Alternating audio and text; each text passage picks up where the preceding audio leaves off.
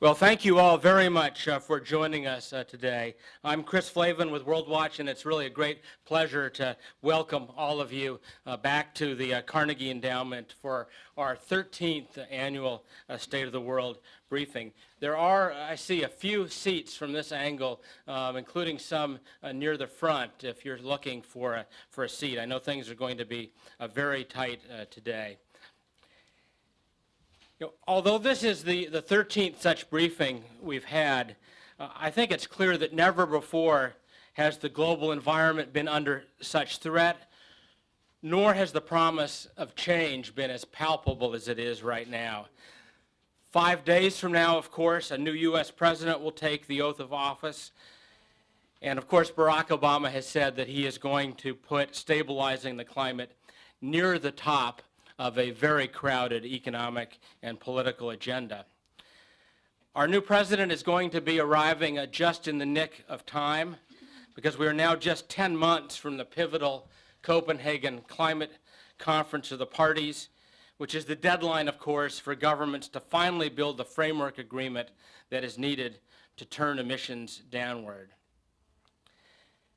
I think it's important for all of us based here in the United States to realize just how much the rest of the world is counting on the United States, which of course has contributed the most to creating this problem and which now needs to show leadership on the way out.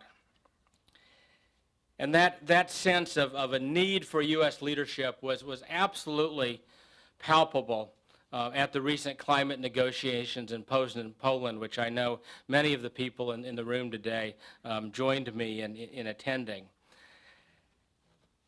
This moment that we're at, it sort of reminds me of what Winston Churchill, during the darkest hours of World War II, said about the United States. And he said, "You can always count on the United States to do the right thing after it's exhausted all of the alternatives."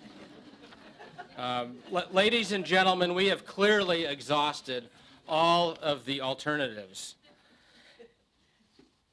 Fittingly, this is the first time that State of the World has ever focused exclusively on climate change. I expect we've dealt with it to some degree in every edition since 1984, but for the first time, this year's volume is focused just on climate change.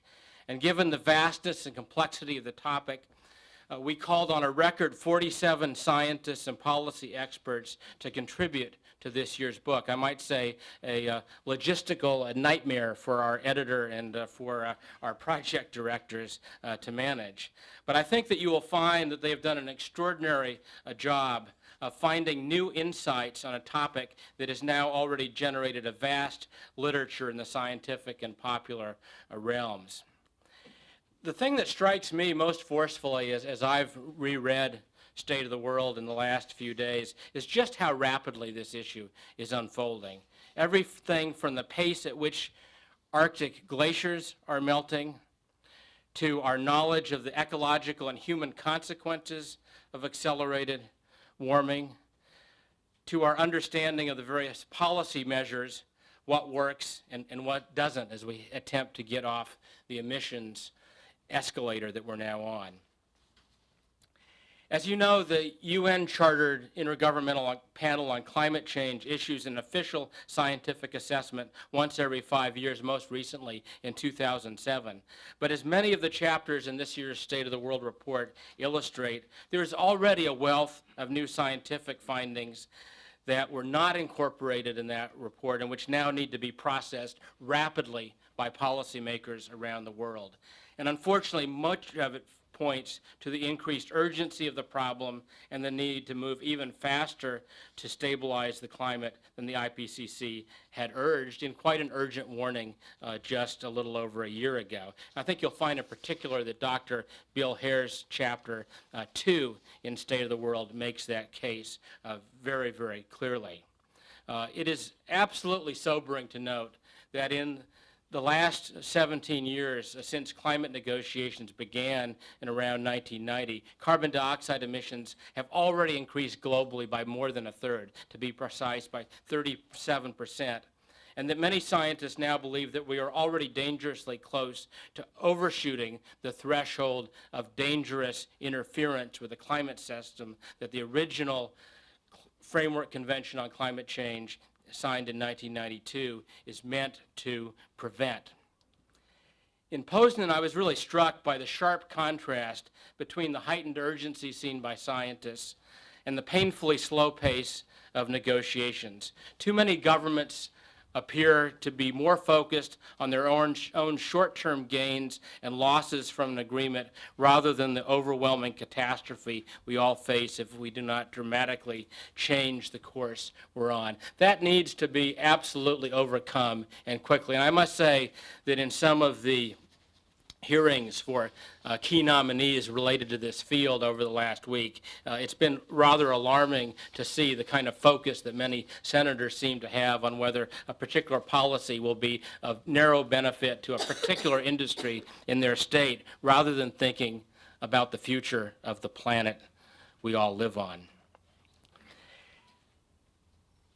Perhaps the most central key to bridging the enormous gaps that exist globally is to deal with the north-south issues, the schism between industrial and developing countries. That, I think, is going to be the central nut that has to be cracked on the road to Copenhagen. And clearly, U.S. leadership has an important role to play there.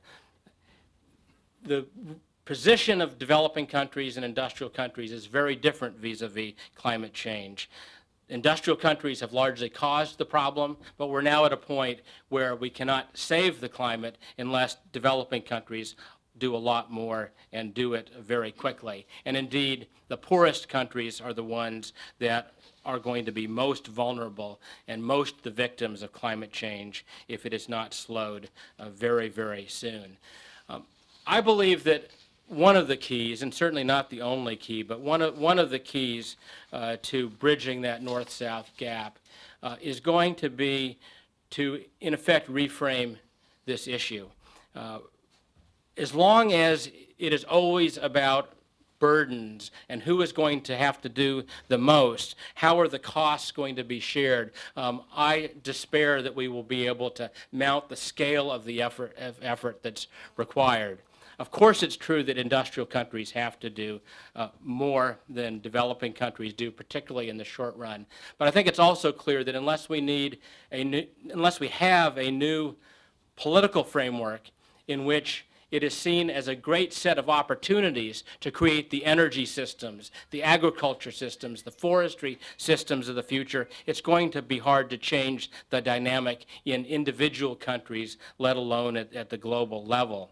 So just as President Obama plans to pull this country out of its current economic crisis, in part by investing in new green industries and infrastructure, similarly, well-designed climate policies and international agreements can foster the development of new industries that will benefit the economy, create jobs, improve national security, as well as protecting the climate. And just as there are huge opportunities in the U.S., the future economic success of many developing countries may rest on their ability to become leaders in the new green industries of the future.